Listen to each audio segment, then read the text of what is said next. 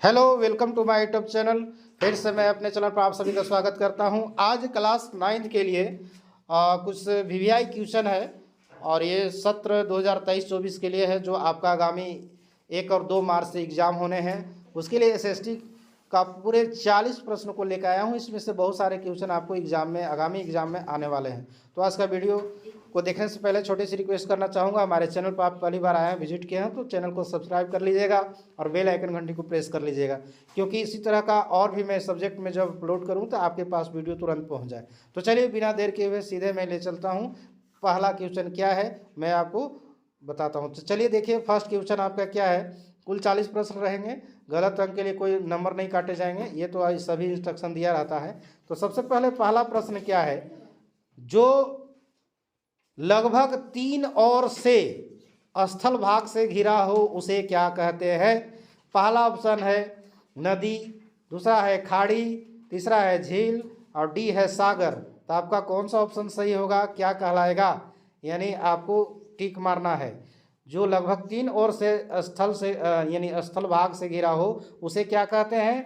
तो पहला ऑप्शन है नदी, बी है खाड़ी, सी है झील और डी है सागर। तो आप सोच लीजिएगा। चलिए देखते हैं, मैं बता देता हूं क्या इसका राइट आंसर होने वाला है। इसको कहते हैं खाड़ी। चलिए नेक्स्ट क्वेश्चन है, दूसरा प्रश्न है आपका, निम्नलिखित में से कौन सा झारखंड के पड़ोसी राज्यों का समूह है। चलिए इसका क्या होगा देख लीजिए। पहला ऑप्शन है बिहार, पश्चिम बंगाल, उड़ीसा, छत्तीसगढ़ और उत्तर प्रदेश। दूसरा है बिहार, पश्चिम बंगाल, उड़ीसा, छत्तीसगढ़ और मध्य प्रदेश। तो ये देखिए, फिर अगला है बिहार, पश्चिम बंगाल, तेलंगाना, छत्तीसगढ़ और उत्तर प्रदेश। और डी है बिहार, पश्चिम बंगाल, उड़ीसा, मध्य प्रदेश और उत्तर प्रदेश। देखिए इसमें आपको बता देता हूँ कौन सा सही होगा। इसका सही ए ऑप्शन होगा। क्यों? क्योंकि देखिए बिहार है, बिहार आपको उत्तर मिल जाएगा, पश्चिम बंगाल भी आपको मिल जाएगा, उड़ीसा भी है आपका, छत्तीसगढ़ है और उत्तर प्रदेश भी है। तो ये पांचों है। लेकिन देखा जाए तो इसमें अब बी वाला में कौन नहीं है। तो ये देखिए आपका जो मध्य प्रदेश है ये नहीं है पड़ोसी राज्य। बिहार, पश्चिम बंगाल तो है, तेलंगाना नहीं है, छत्तीसगढ़ और उत्तर प्रदेश है, लेकिन इसमें तेलंगाना नहीं है। तो इसलिए आपका गलत है। बिहार, पश्चिम बंगाल, उड़ीसा, मध्य प्रदेश, इसमें मध्य प्रदेश नहीं है। तो इसलिए आपका राइट आंसर क्या होगा, फर्स्ट ऑप्शन सही होगा। चलिए नेक्स्ट क्वेश्चन क्या है, निम्नलिखित में से कौन सुमेलित नहीं है। तो चलिए इसका आंसर क्या होगा, निम्नलिखित में से कौन सुमेलित नहीं है। हिमालय क्या नंदा देवी, उत्तरी मैदान खादर, भारतीय मरुस्थल बरखान या प्रायद्वीपीय पठार उत्तरी सरकार। तो इसका राइट आंसर क्या होगा, डी ऑप्शन सही होगा। ये प्रायद्वीपीय पठार उत्तरी सरकार नहीं होगा, ये सुमेलित सही जगह, ये सही नहीं है, ये सुमेलित सही नहीं है। चलिए नेक्स्ट क्वेश्चन क्या होगा, निम्नलिखित में से कौन सबसे सघन जनसंख्या वाला प्रदेश है। तो क्या हिमालय पर्वत होगा, या फिर उत्तरी मैदान, प्रायद्वीपीय पठार या भारतीय मरुस्थल। तो कहाँ पर सबसे ज़्यादा लोग रहेंगे, तो जहाँ सभी चीज़ का व्यवस्था मिलेगा, जहाँ उचित मैदान जहाँ होगा, अच्छा फसल उगेगा, वहीं पर आपको मिलेगा। तो उत्तरी मैदान आपका क्या होगा, राइट आंसर आपका सही जवाब होगा। यानी उत्तरी मैदान में सबसे ज़्यादा जनसंख्या घनत्व वाला माने स्थल पाया जाता है। फिर नेक्स्ट क्या है आपका, कथन है गंगा नदी में सालों भर जल प्रवाहित होता है। कथना गंगा नदी में सालों भर जल प्रवाहित होते रहता है। ये कौन सा ऑप्शन इसका राइट आंसर होगा।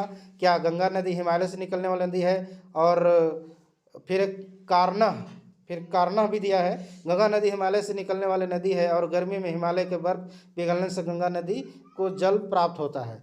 तो क्या इसमें आपको कथन सही मिलेगा। केवल कथन सही है, केवल एक कथन मतलब ए केवल कथन सही है, या बी कारण सही है और कथन गलत है, या कथन और कारण दोनों गलत है, या कथन और कारण दोनों सही है। इसका राइट आंसर क्या होगा, डी ऑप्शन सही होगा।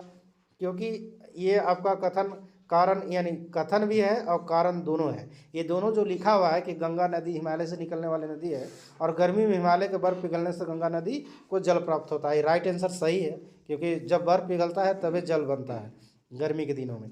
चलिए, और फिर जो ऊपर क्या था कथन, ये कथन गंगा नदी में सालों भर जल प्रवाहित हो रहता है, ये भी सही है। ये तो राइट है कि गंगा जल में सालों भर पानी प्राप्त होता है। अच्छा, सालों भर कहाँ, बरसात तो गर्मी में होता नहीं है, तो बर्फ जो होता है गंगा हिमालय पर्वत वाला जो बर्फ होता है वो पिघल जाता है, वही जो है नदी के रूप में बहता है। तो ये राइट आंसर इसलिए कह रहा है कि केवल कथन ये सही है, तो ये गड़बड़ नहीं है, दोनों ने सही है। इसलिए क्या होगा, दोनों कौन होगा, कथन का कथन भी सही है और कारण भी सही है, इसलिए आपका डी ऑप्शन सही होगा। चलिए नेक्स्ट क्वेश्चन क्या होगा, भारत में नदियों का महत्व किन क्षेत्रों में है।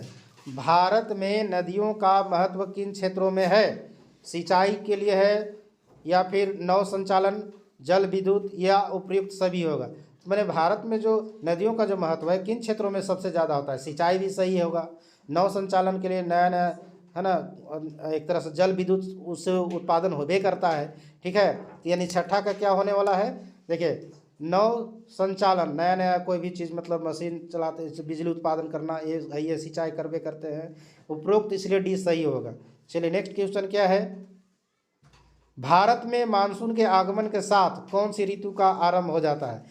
तो जैसे कि भारत में मानसून आता है, आगमन होता है, तो उसके साथ कौन सा ऋतु आरंभ हो जाता है, कौन सा मतलब मौसम आ जाता है, ऋतु का नाम बताना है इसमें, सीजन का नाम।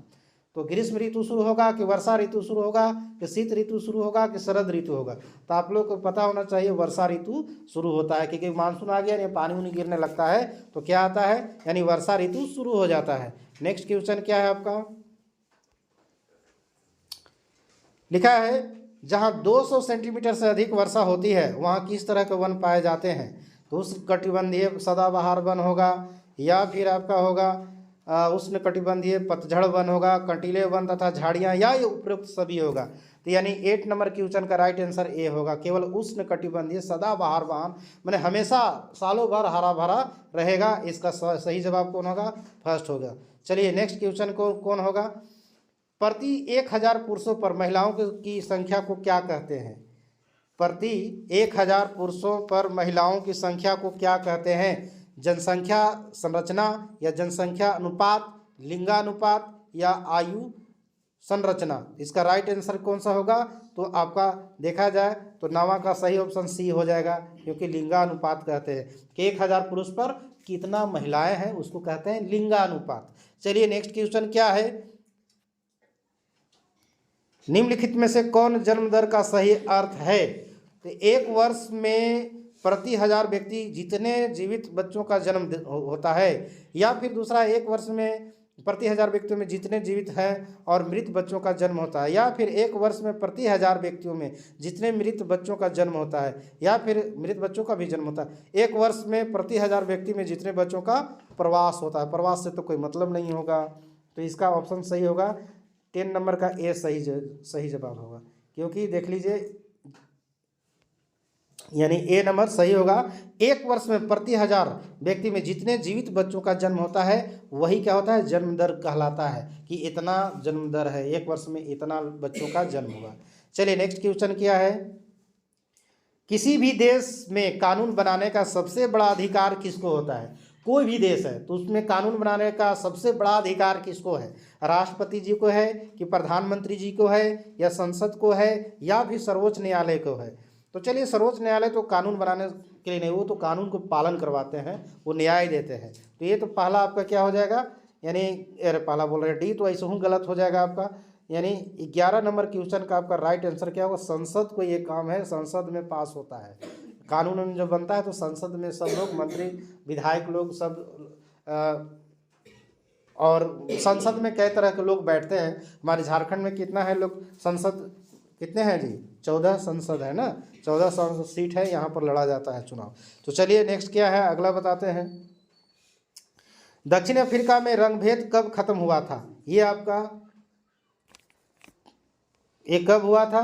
तो चलिए 12 का बी ऑप्शन सही होगा, 26 अप्रैल 1994 में जो है रंगभेद खत्म हुआ था। मैंने वहाँ पर पहले काले और गोरे लोग में बड़ी विभेद किया जाता था, कोई काला है, गोरा है, वो अलगे है, वो दोनों में कंपटीशन होता था। तो वहाँ पर 26 अप्रैल 1994 में नेल्सन मंडेला जी ब्लैक प्रेसिडेंट बने थे वहाँ पर फर्स्ट बार, तो उन्हीं के रीजन में ये सारा भेदभाव खत्म हो गया था लगभग 1994 में। चलिए नेक्स्ट क्या है मैं बताता हूँ। लोकतंत्र जनता का जनता के द्वारा और जनता के लिए शासन है, यह परिभाषा किसने दिया था? अब्राहम लिंकन दिए थे कि रूजवेल्ट दिए थे, महात्मा गांधी, या फिर वुडरो विल्सन, कौन दिए थे? 13 का राइट आंसर कौन सा होगा? तो ए ऑप्शन इसका सही होने वाला है आपका। अब्राहम लिंकन जी कहे थे कि लोकतंत्र जनता का है और जनता के द्वारा और जनता के लिए शासन है, ये अब्राहम लिंकन जी कहे थे जी। ठीक है, नेक्स्ट क्वेश्चन क्या है?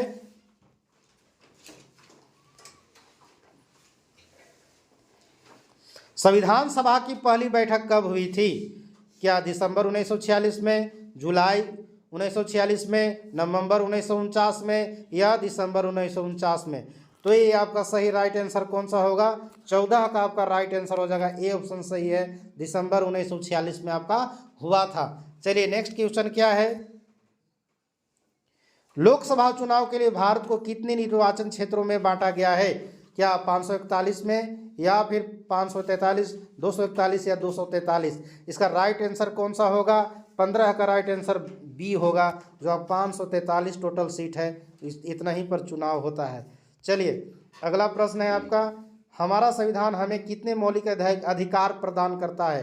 कितने मौलिक अधिकार हमें प्राप्त कराता है?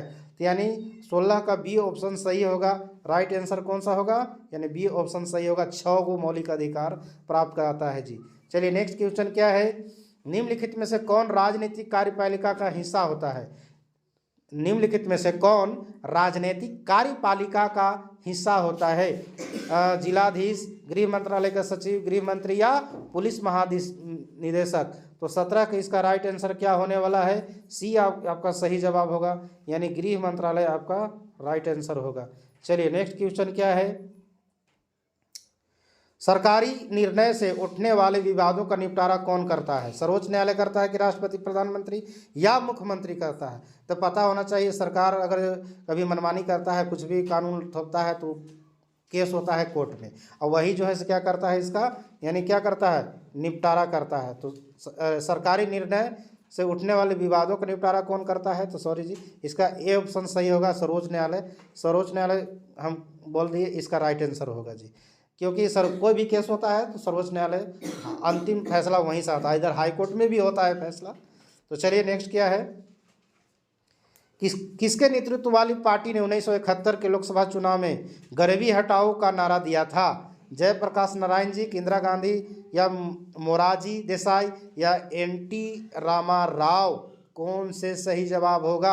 आपको माइंड में ये दौड़ रहा होगा, तो 20 सही होगा। इंदिरा गांधी के रीजन में जो है सो कहा हुआ था, यानी इंदिरा गांधी राइट आंसर होगा जी आपका, यानी बी ऑप्शन आपका सही होगा। इंदिरा गांधी के नेतृत्व में 1971 में लोकसभा चुनाव में गरीबी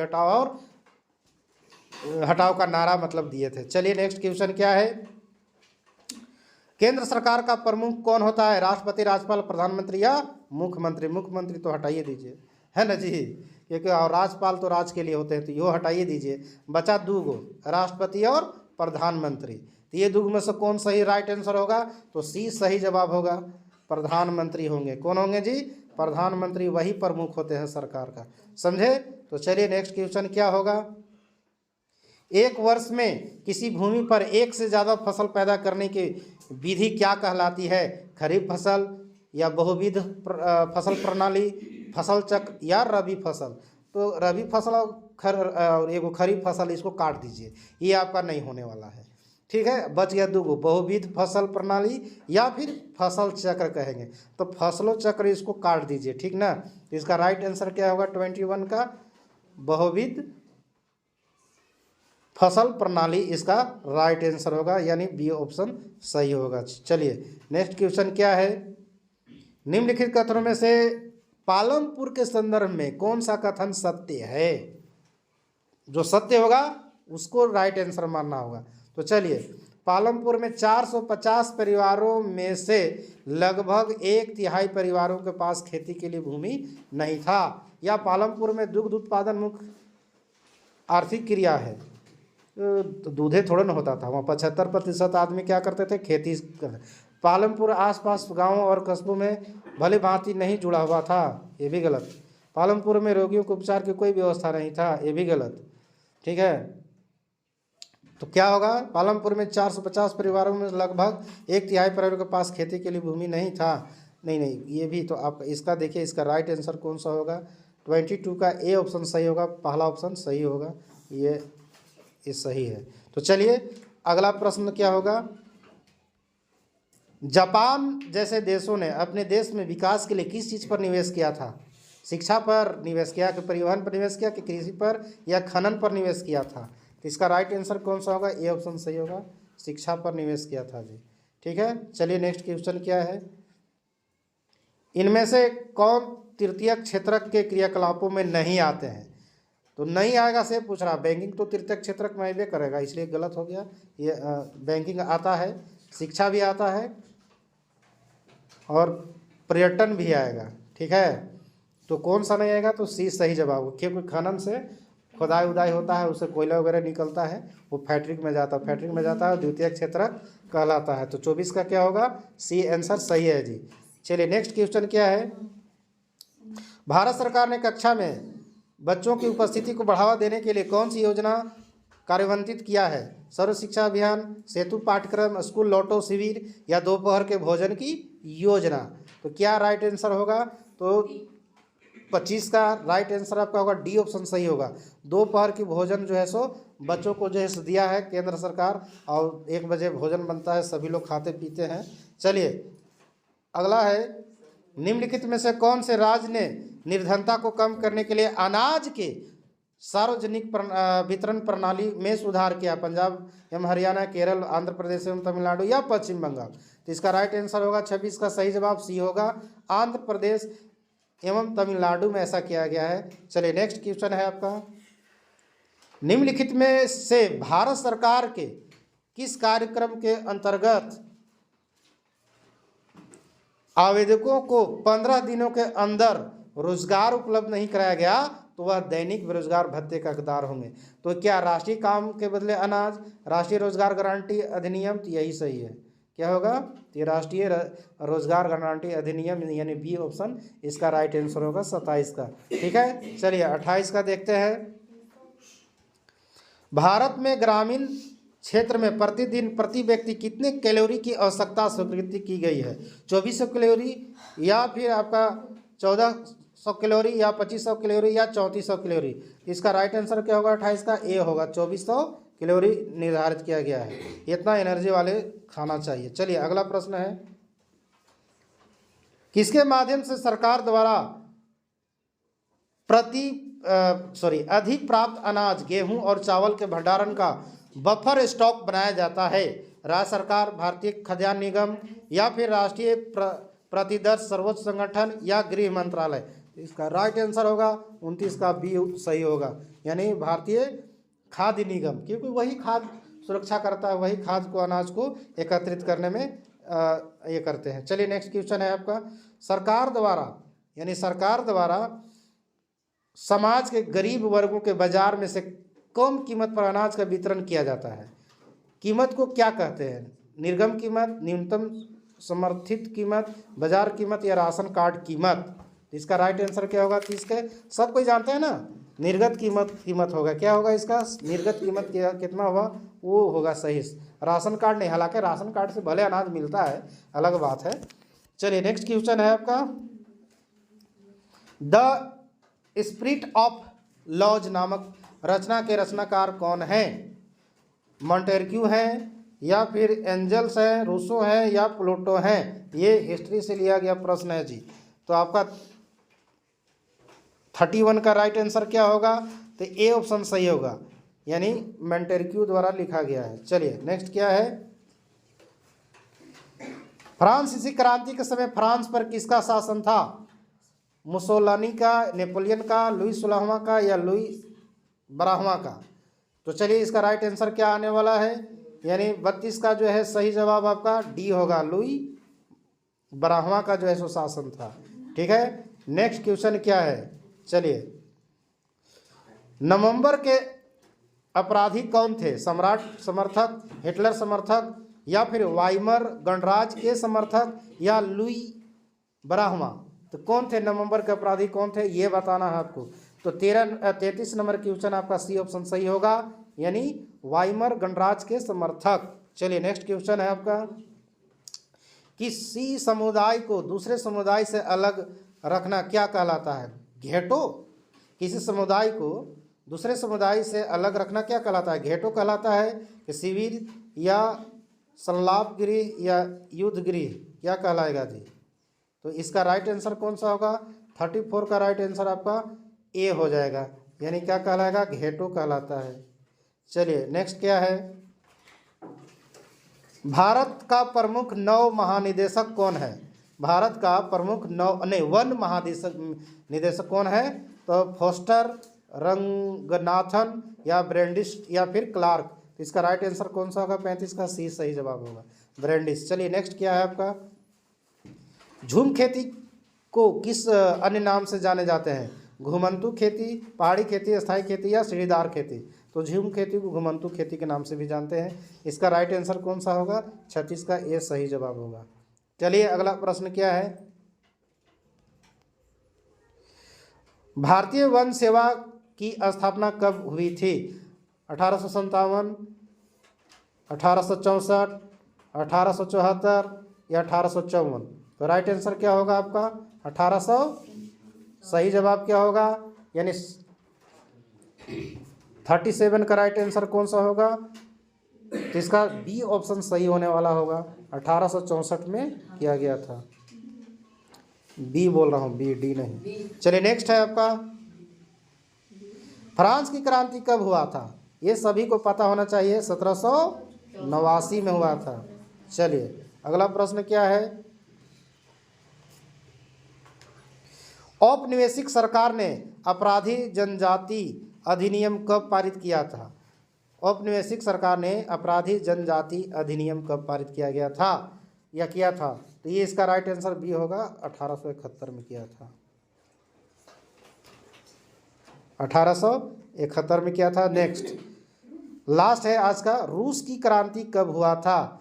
1917 ईस्वी में या 1921 में, 1922 ईस्वी में या 1924 ईस्वी में?